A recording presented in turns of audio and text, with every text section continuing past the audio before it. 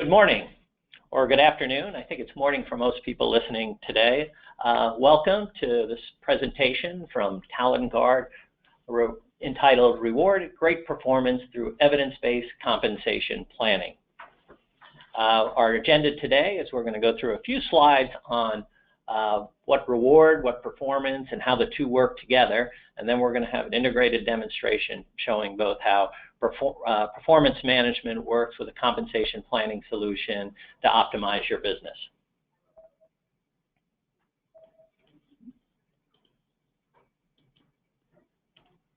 Okay, so let's start out and talk a little bit about what is pay for performance. It seems like a pretty straightforward definition, but what does it mean in business? Well, there's a couple of different levels to kind of talk about. First, you have to look at what is competitive pay within your organization, position versus position, but also to look what is competitive pay out in the marketplace. Are you paying above for a certain position, or are you paying below? And what does the incentive program make up of? Is it part salary, part bonus, part commission? A couple of things to consider there.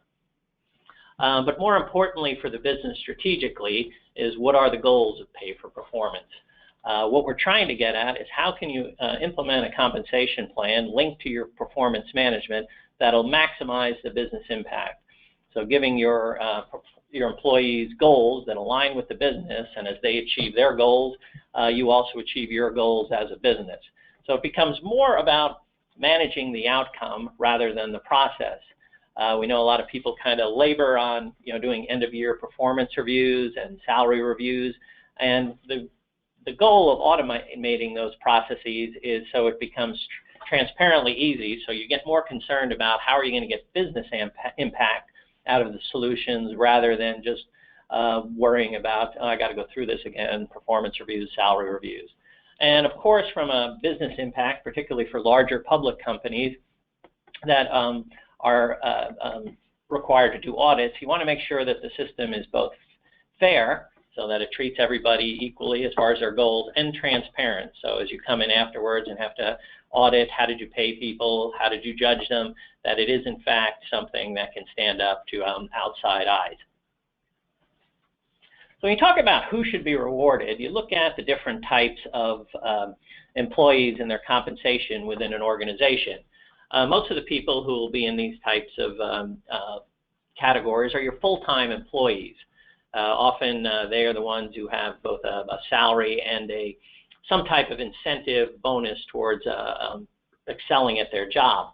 This can be frontline people, individual contributors and their managers, and also your top-level executives as to might have a larger percentage of their income tied to the success of the business. But there are also other types of workers within the organization that you have to consider. There are part-time workers, temporary workers, particularly if you're in the retail or food service business, you might have a lot of seasonal and contract workers as well that you have to consider when putting a plan together. So when you look at who should be rewarded and how, so you have to break into those various categories. For example, you might have someone like a salesperson who's totally compensated on their individual performance, but most of the people that you're looking at within an organization tend to be part of a bigger unit, whether it's an individual team or as they go towards the whole corporate. So you have to look at rewards that might not be just individually based, but also how well the team does and how well the company does towards making their goals.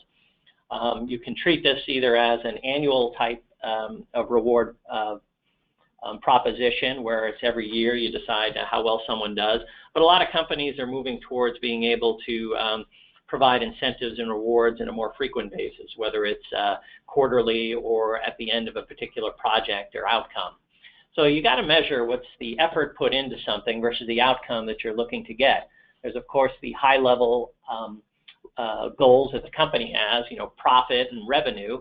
But there's also kind of the more tactical things that go on within individual contributors and teams, such as a quality improvement of a product, how much improvement is there in customer service, and how do you rate that? Of course, sales growth, and then a combination of all four. So you might have incentives or bonus programs that have a couple of different aspects into them, maybe some relating to individual performance, some relating to a team or the company performance.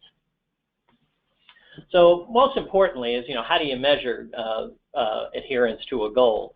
I often look at, there's two groups on the ends that actually are very easy to manage. Sales people, for example, you know how much they sold, you pay them. And also manufacturing development, people who build things, it's very easy to quantify their goals as to how many get built or how good is it of the product when it gets built. But then you got to look into the middle areas of, marketing, customer service, other organizations, and be able to put together goals for them.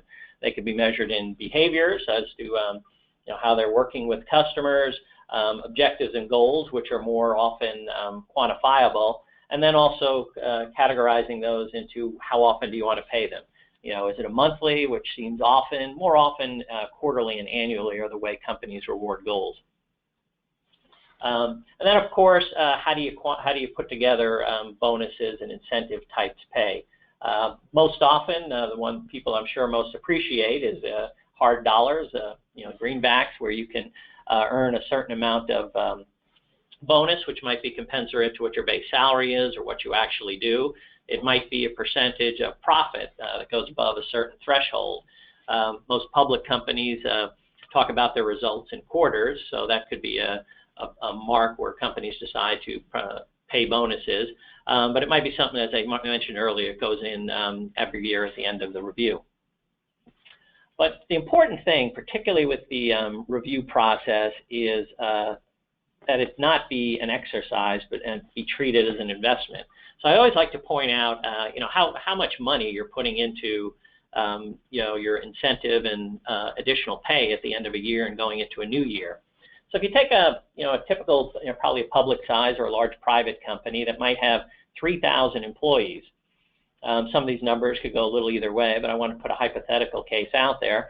So you have a company that has 3,000 employees where the average salary might be $60,000 a year. Now, that might not be the mean salary within the company, but when you think of how much executives get paid and how that might drag the average up, it's probably not that far off as to a mean salary in a lot of companies.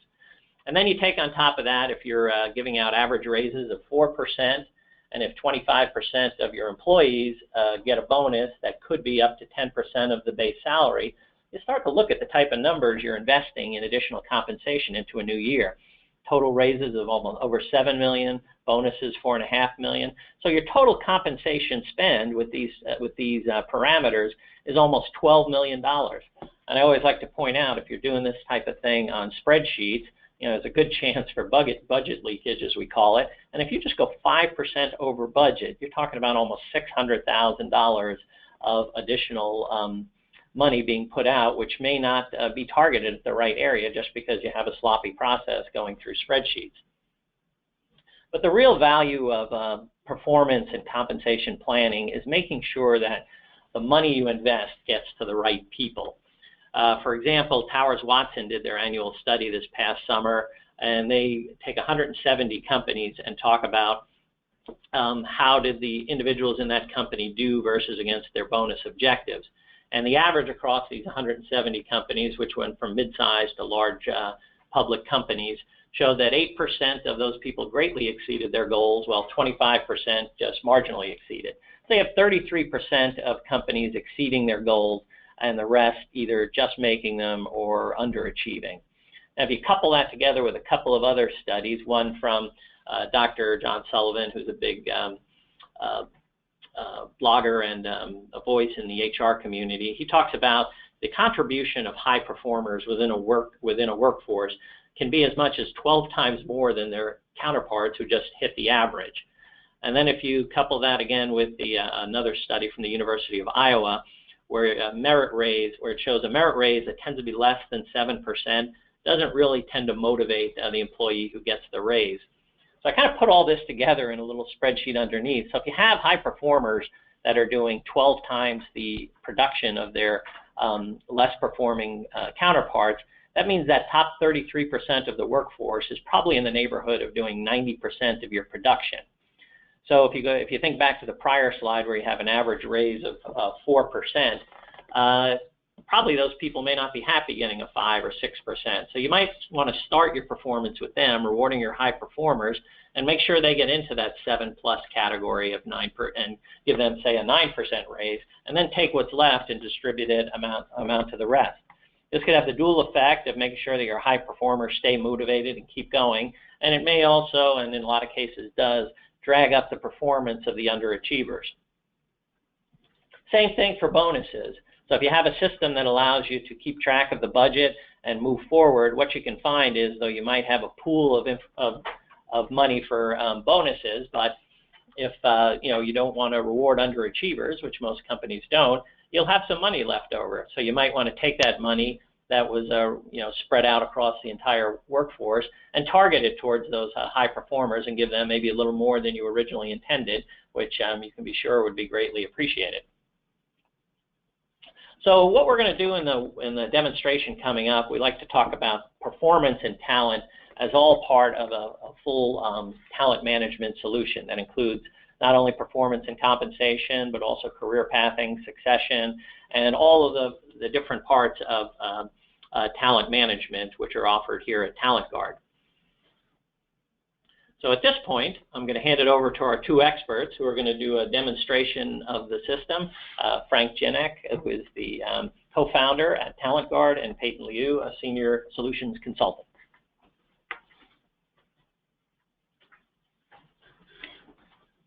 Okay, thank you, Tom.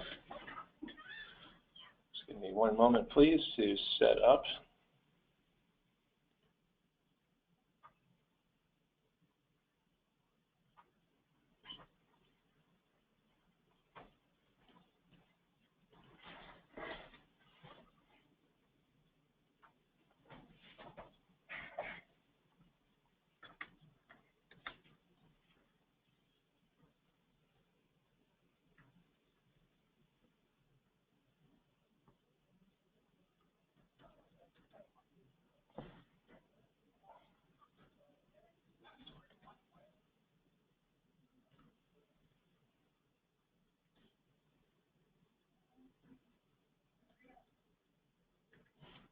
Okay.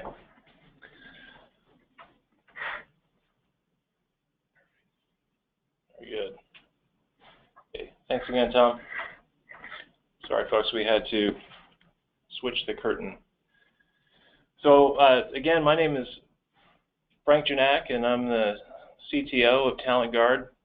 I will be giving you the geek's eye view of TalentGuard's performance management software, along with my colleague here, Peyton, who's going to show how the compensation piece relates to the performance piece. But let me begin by talking about performance. So in this view, this is Adam McCarley's view. He's a manager at our fictitious MyCo company, and he is managing 3 different performance review programs. Two happen to be a 360 Insight program. Another one is a performance or 180 style of performance program. We're going to take a look at the 2015 IT Performance Review Program. You'll note here that Adam has 4 team members, Charles, Samuel, Sue, and Beth. And this particular review program has 4 different components to it. There's the annual review, which is the soft or behavioral part of the review. There are the goals, the development goals that go along with the review program, as well as a journal.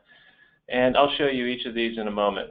One thing I want to point out, however, is that in this program we're showing 4 different capabilities or 4 different options within our review program. There are others, and our system is configurable so that you can turn these on and off to your liking.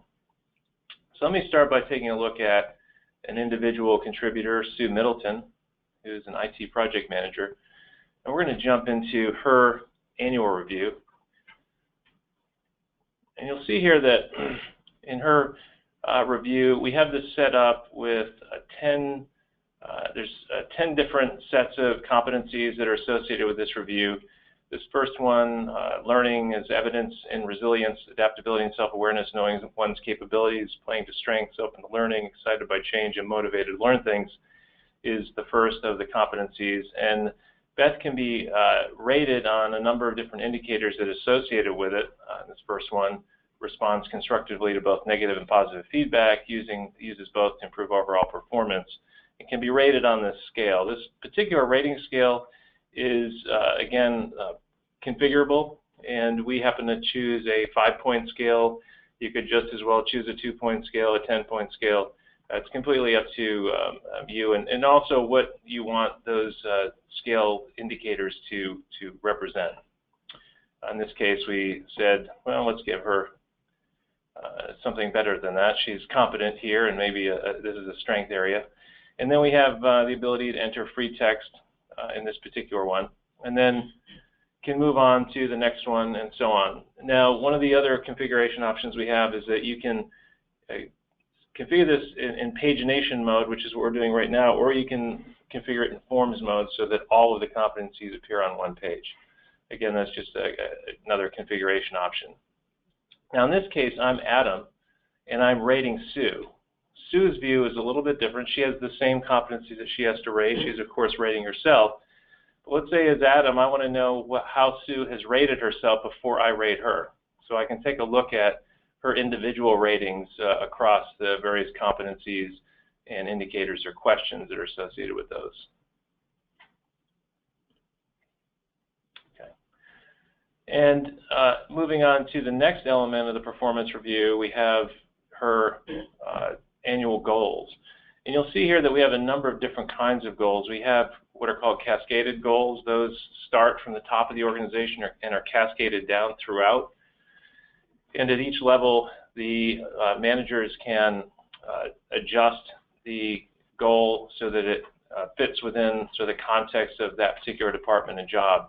But ultimately, they all trace back up to a single goal at the very top of the organization. We also support personal goals, and these are goals that are defined for this individual, could have been by the individual, or the manager also has the ability to create personal goals for an employee.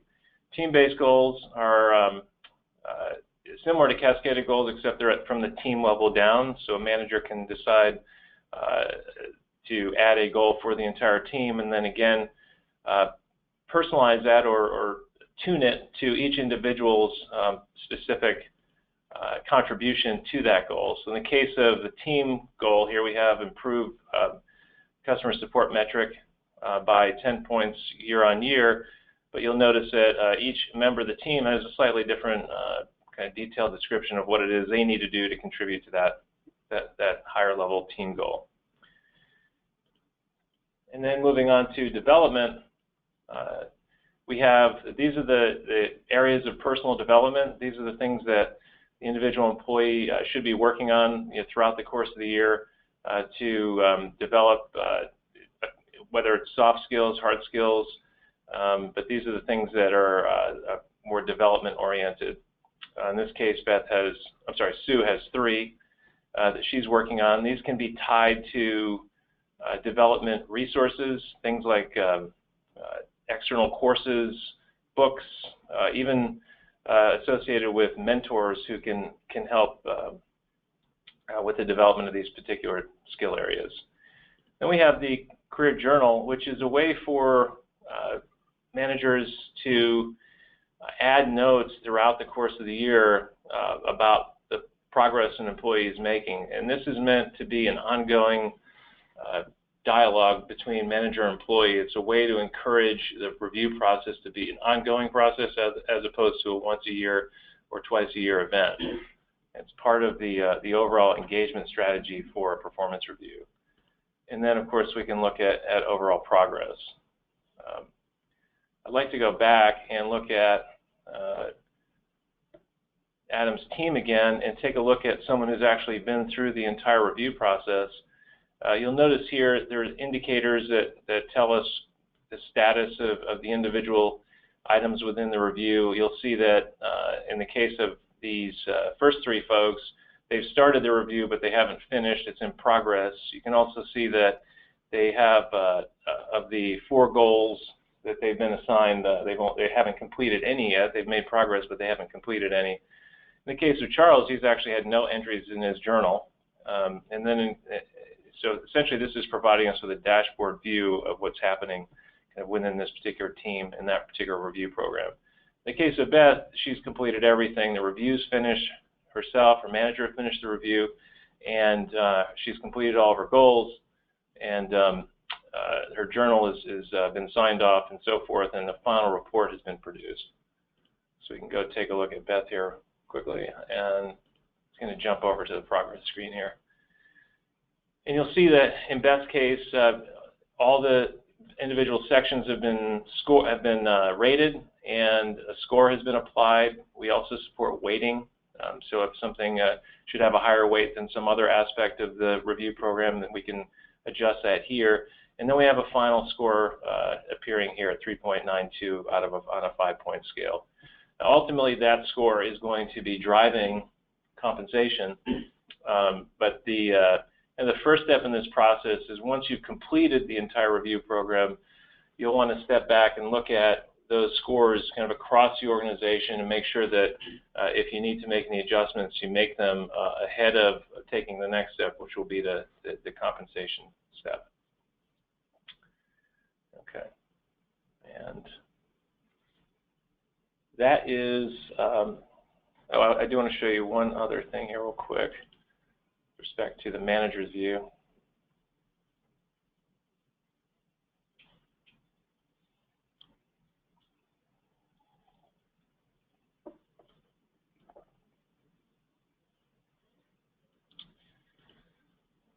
Okay, so we have a number of different, well, actually in this case, since Beth is the only person who's finished her review program, there's only one person to select. In a later section, I'll show you in a little more detail how the analytics can help you look at the distribution of performance scores across a review program across the organization, sort of tying back to what I just mentioned about scores. So you can look at the distribution, make sure it sort of fits what it is that you want, and then take the next step on compensation. Now, with that said, let me transition over here to my colleague Peyton, who is going to talk about compensation within the context of the manager, Adam.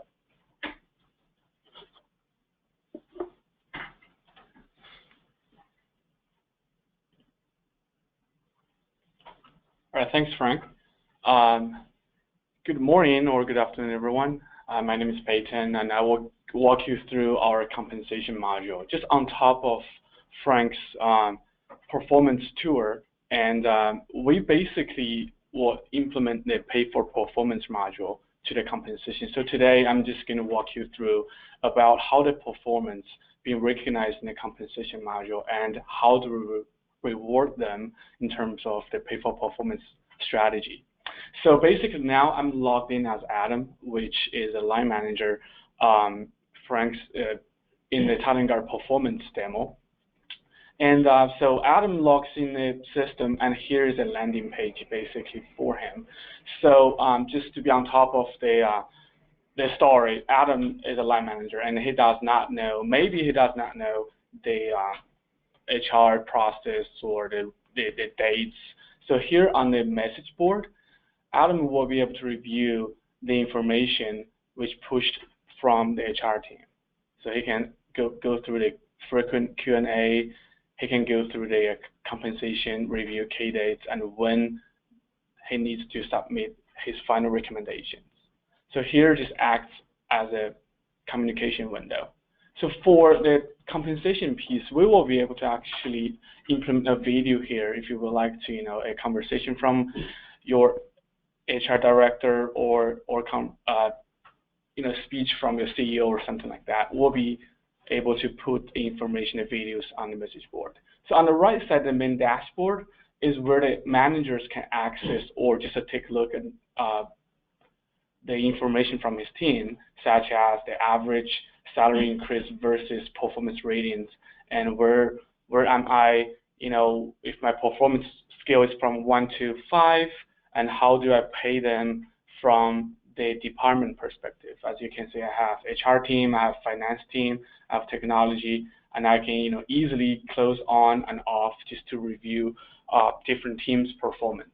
So just on top of that, as a line manager, I can also review the grids, which will in the working sheet has assigned to me, such as I will review the salary sheets for my employees, or the bonus information, or maybe even the stock options has assigned to me. So here I've built 3 grids, or you can see 3 working sheets here on top. So let's just go through one of them.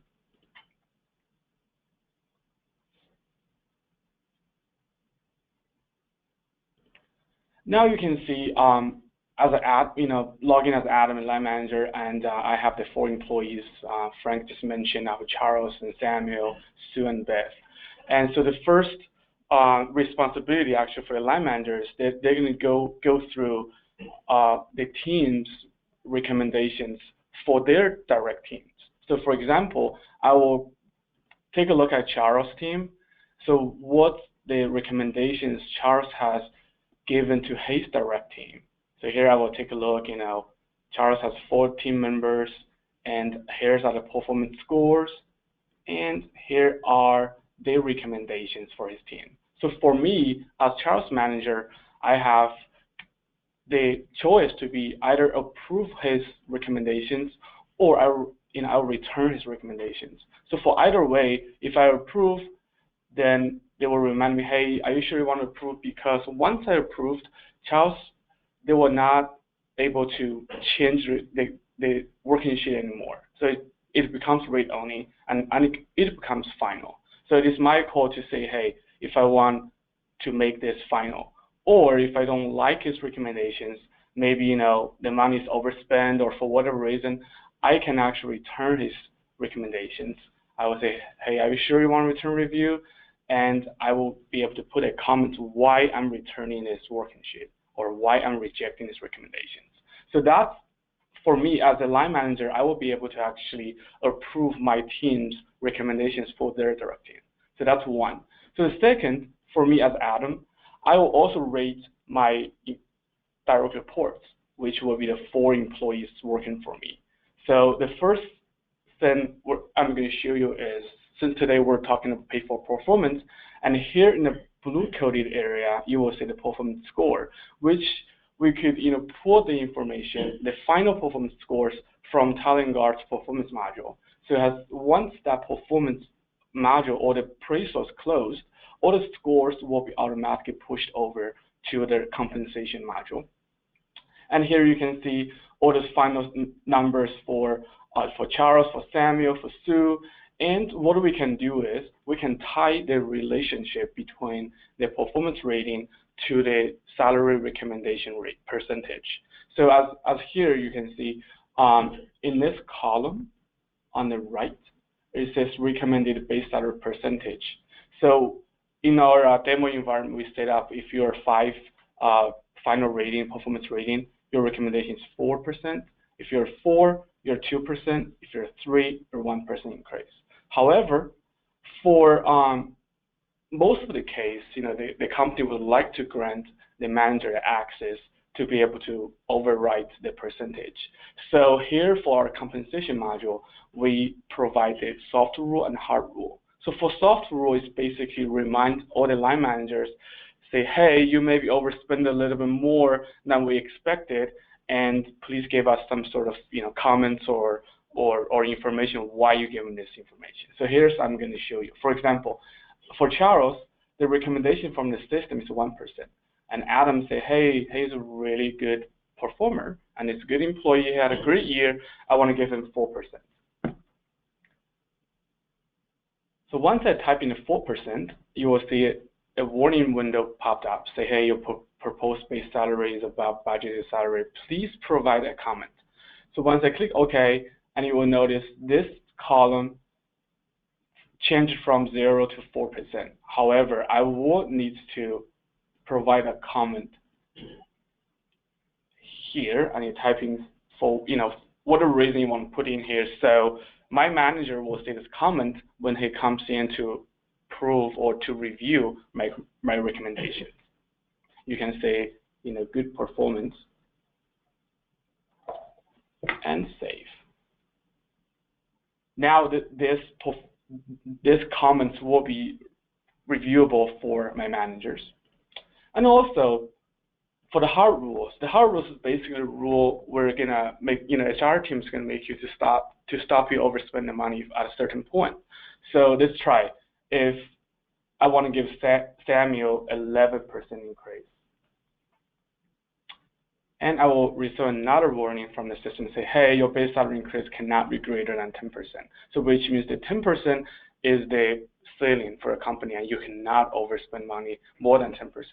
And you will notice in this box, the percentage will not be changed, and it's not changed because still remains 10%. So here is how we can manage the line managers to overspend money from what we expected from HR perspective, and also from the window on the left corner. And you will notice I have the budget window, and which remind me as a line manager, Adam, how much money I have been granted and how much I have spent and how much I have still available for me. So once I've made all these final recommendations for my team, I will be able to click the submit button for my manager to review. So here is basically the whole process to reward my 4 employees and in my team. So that basically gives all the rules or the budgets and how do we maintain the budgets. And I'll quick show you a function. Basically, we can also review this employee's VU card, and they have a lot more detailed information embedded in this window. It's called VU card, and you can see the employee's ID, first and last name, and his salary and market data, as well as the salary history, your compensation history, your absence, and your benefits items. So here are all the informations we can just put in here. So line managers, they can take a look before they give the final recommendations. And of course, we have a question come in. Can you manage your the market data, and can you compare with your employee's salary versus market data salary? Of course we can. So now if I'm going to show you a little quick how we do that. So in this view, you will be able to see this column says base salary market data. So we will be able to upload all the market data information in this column, and we will provide you the compare ratio column. So which means we will compare your employee's base salary in your company with the market data salary and give you a final compare ratio index.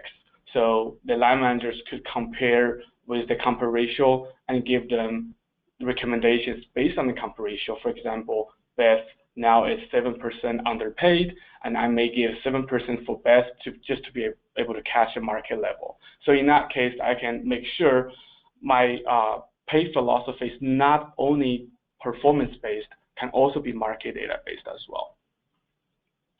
All right, so the next thing I'm going to show you is the reporting function.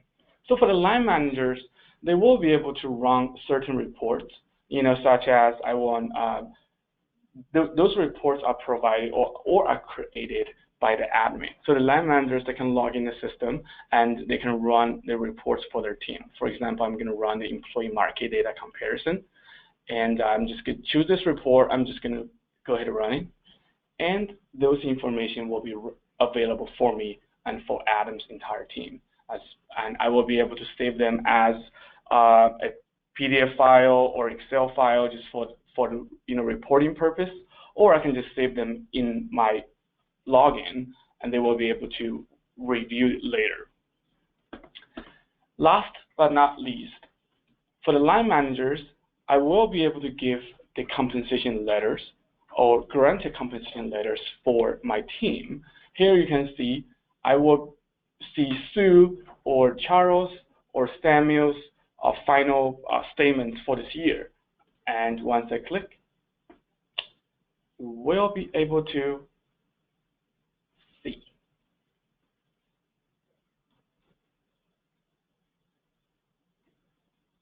Excuse me for a second.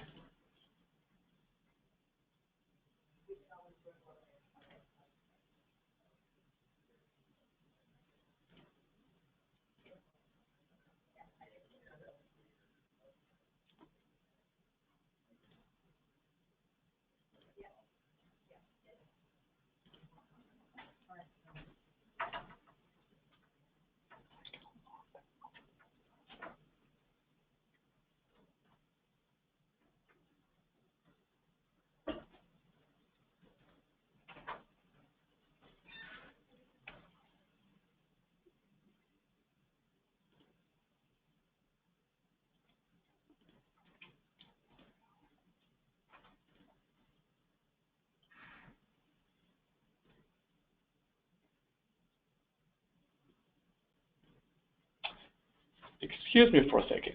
So now you will be able to review the Talent Guard's compensation statement for your employees. And here you can see the information will be listed for all the breakdown, your base salary, your car allowance, your meal allowance, as well as your benefits item.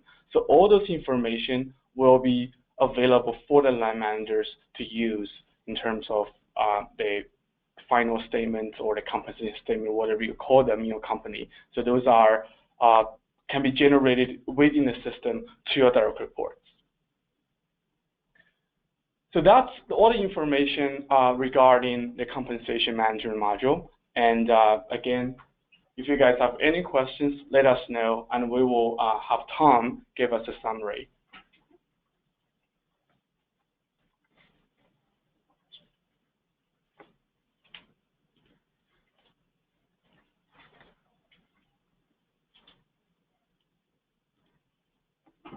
Okay. Well, thank you, Frank and Peyton, for that demonstration. So what we'll do at this point is we'll just move on to any final questions. And while you're formulating your questions, we'll just put up here the client base of people who've bought the solution, and you can talk to as far as referenceability. So we've got a few questions that have come in.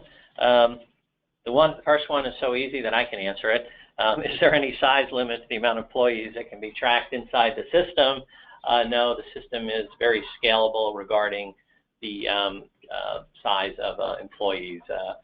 Generally, you get a critical mass when you've looked at how many you've outgrown your spreadsheets or something and decided to move into a system. But the system can go as low or as high as you need. We have another question here. How long does it take to implement the solution? Generally, we quote somewhere in the neighborhood of 3 months. Now, it's not 3 months worth of work. Usually it starts when we can get data from the client, and then it goes back and forth. So probably that's a safe estimate, about 3 months. You know, if you have a crack team on your side that can get things out right away, that can be shorter. It's a question Frank maybe can answer. Does the performance system include competencies? It does. In fact, we ship a library of competencies with the system, but we also support third-party competency libraries. So we resell HRSG's competencies. We also have partnerships with Lominger's, and we support import of a company's custom competencies. Okay. Got a question here. It says, how easy would it be to move from an existing system, say we weren't going from scratch, onto, if we were going from another compensation or performance system that we had bought and are unhappy with, how difficult would it be to move from that? Actually, that would probably be an easier scenario because you've probably formatted and cleaned all the data to go into a system. So I think a lot of that early implementation stage would be taking out. You know, most instances where we do implement, it's someone going from a manual process, but yes, it actually would be much easier if you went from a different system in most cases. Another question here, what about the costs? Are there different components? Yes, both with the performance and with the compensation system, there are different costs based on what components you want, whether on the performance side you want the 360 reviews. On the compensation side, you can buy it for, if your whole population is just salary, you can buy it that way, or you can add the bonus and the incentive portions of the solution as well. So you can get kind of a minimalist and a more robust implementation. Okay, and in the last question we have here is pertains actually to the compensation. Can I manage different populations? Says we're a law firm and we have lawyers who get compensated differently than the support and business staff. Yes, if you saw in Peyton's demonstration, he had different groupings on salary, and bonus. You can actually use that same tab delineated approach to put a population of business service people within a firm in one tab, and then manage lawyers or anybody who gets paid on a different type of compensation program on another tab. And that's the beauty of the system, is you can manage different populations according to how they're compensated. So let me keep pouring in. I keep thinking, last question, but no, there's a couple more. Okay. So given the sensitivity of the data, I assume there is a very strong data security story. Actually, I'll let Frank answer that as the nature of the service. Absolutely. We have undergone several rigorous evaluations of our software and our security procedures, and sort of at the highest, simplest level, everything is encrypted. Our database is entirely encrypted. The connections between application and database are encrypted, and we only allow HTTPS access to our application, so in-transit data is encrypted. All access to our system is of course protected by a login, and many of our customers use their own authentication system via Active Directory Federated Services, for example, so they completely control access to their own employees. And so we follow some very strict development processes.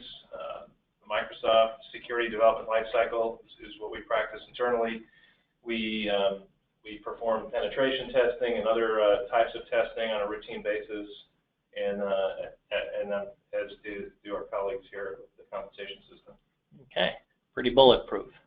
Okay, we have another question. Does the performance only support numeric ratings? I don't believe so, but I'll let Frank answer that. We support both numeric and non-numeric ratings. So to use as a case in point, Starz Entertainment, they've chosen to use a color gradient scale.